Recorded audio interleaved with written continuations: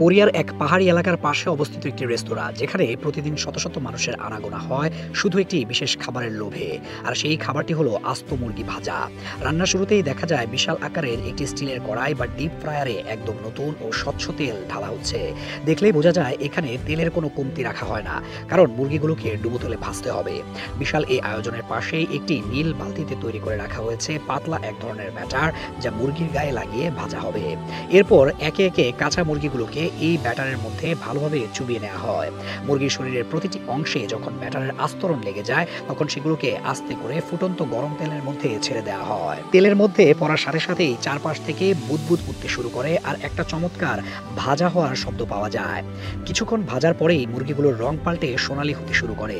দক্ষ হাতে সেগুলোকে উল্টে পাল্টে দেওয়া হয়, যাতে সব দিক সমানভাবে ভাজা হয়। প্রায় 8 মিনিটের মতো সময় নিয়ে ভাজার পর যখন মুরগির চামড়া একদম মচমচে আর সোনালি হয়ে যায়, তখন সেগুলোকে তেল থেকে তুলে একটি স্টিলের র্যাকের উপর রাখা হয়, যাতে বাড়তি তেল ঝরে যায়।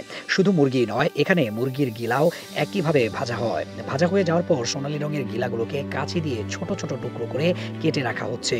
এরপর গরম গরম ভাজা মুরগিগুলোকে কাঁচি দিয়ে কেটে দেখানো হয়, যার ভেতরটা একদম নরম আর রসালো হয়ে গেছে। এই মচমচে মুরগি ভাজার সাথে পরিবেশন করা হয় ঠান্ডা বিয়ার, যা এখানকার মানুষের কাছে খুবই জনপ্রিয়।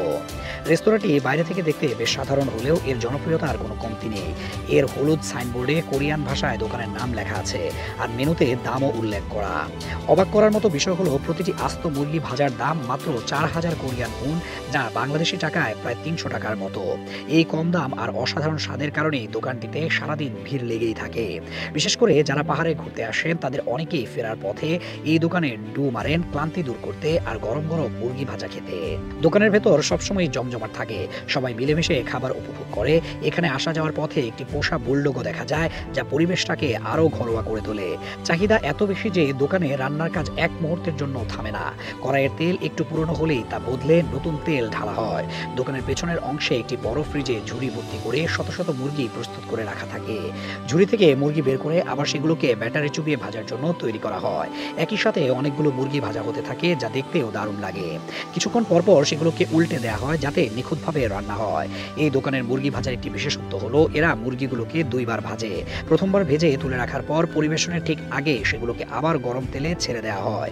এই দ্বিতীয়বার ভাজার কারণে মুরগির চামড়া অবিশ্বাস্য রকম মচমচে হয়ে ওঠে, যা এর স্বাদকে বহুগুণে বাড়িয়ে তোলে।